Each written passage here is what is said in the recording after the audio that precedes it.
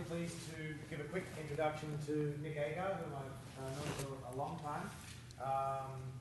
Based in New Zealand and has come all the way from no, that's the wrong one. New Zealand via Disneyland to join us today, and he will be giving a talk whose title is something like, unless it's not uploading, just so you know. This is. No, I don't have this on yet. So I should apologise for the substandard quality of my PowerPoint here. It's a considerable number of steps below what you've just experienced. But in compensation, I have a little handout that, there you go, so there is... And this is how you tell us a philosopher. So I also want to say that my talk has a much sort of meaner, narrower focus than the previous two talks, so that's also something that I guess should be apologised for. So I want to talk about Ray Kurzweil, who's a sort of a futurist, inventor, author, transhumanist and sometime philosopher, and in particular an idea of his called the law of accelerating returns, and the implications of this law for all of us. So what does the law say? Well, basically it's a claim about technology, and it's a claim that technologies get better and more powerful, which is in itself kind of a humdrum claim. It's not just the idea that, well, whenever you buy a new computer, it's a little bit better than the last one. It's the much more interesting and powerful claim that technologies improve, get more powerful at an ever-increasing rate. And I guess the sort of the, I don't know, locus classicus, or where he got the idea from, the most sort of discussed version or instance of this idea is what's known as Moore's law, for its formulator Gordon Moore, who's a sort of a co-founder of the computer company Intel. And he basically said about integrated circuits, which are, well, for technologically challenged people like me, just important parts of computers, that basically the number of transistors that you can get into them doubles every 24 months. I think that's a version of Moore's law that he arrived at in the 1970s.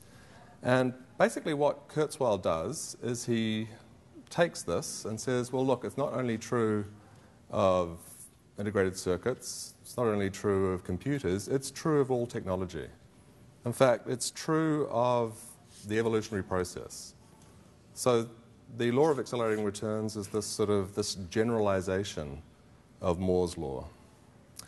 And I guess one of the reasons that he thinks that the consequences of this law are surprising is that the way we think about, if this is true, the way we think about technology is vastly at variance with the reality of technology and technological change. So, for example, he thinks that we have a view of technology which is basically sort of linear and incremental. That things tend to get better, I don't know, every 2 years. That rate of improvement is pretty constant. Things get better over time. Whereas if you actually replace that sequence with an exponential sequence, I guess the reason that we're tricked is that early on, these two sequences are sort of moseying along. They've sort of reached 8 at roughly the same speed. But after a sort of a very slow beginning, and if you read Kurzweil's books, he loves graphs, and basically sort of an exponential graph will at a certain point basically go near vertical. So, you know, by the time the linear sequence, the +2 sequence, is plotted along to 30, the exponential sequence has reached a very big number indeed, and the gap just gets wider and wider. So that's actually all the mathematics that this talk requires, which is kind of fortunate for me. So I want to sort of just say, okay, this is a claim about all technology. It's a very contentious claim, but given that I'm arguing against Kurzweil, I'm going to concede this to him. So I'm going to concede that the law of accelerating returns is true. So the one reason, or the reason that I'm interested in it, is what he says about its implications for us. So I guess if you think about these graphs that sort of start off slow, start off looking linear, but eventually sort of really take off, he's got a name for the period in our future when technologies really take off and the graph goes near vertical. And he calls it the singularity.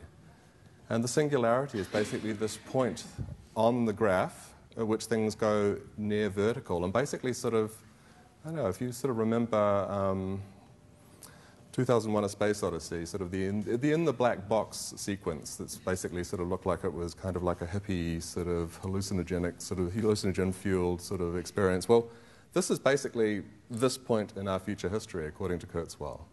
So the graph goes near vertical. I mean, technologies improve almost instantaneously. And I guess the sort of the way in which, I mean, the primary sort of vehicle or means by which the law of accelerating returns is supposed to affect us is by way of technologies of artificial intelligence. So Kurzweil has a view of AI that says that it's not really just about what we can do to other things, what we can do to desktop computers, it's about us. So we can actually make ourselves technological. And he thinks that that's exactly what we're going to do. So basically, I guess this is probably part of something that Natasha would believe in, but basically if you think about what we are, well, we're basically certain kinds of machines. Our brains are very complicated sort of parts of our overall sort of machine, a biological machine. If we want to be get the maximum benefit of the law of accelerating returns, we've got to turn ourselves into technology. And he says, well, it's basically there's two simple steps that we've got to go through. Too simple as in, well, simple if the law of accelerating returns is true, because we're going to get better and better at it. Well, first we've got to work out exactly what this very complicated object in our heads is doing, master the software of human thought, which is the hard bit, and then the easier bit, because he thinks we've almost done it, is get a machine that at least matches the brain's computational power, and then basically just sort of program the machine to work like a human brain.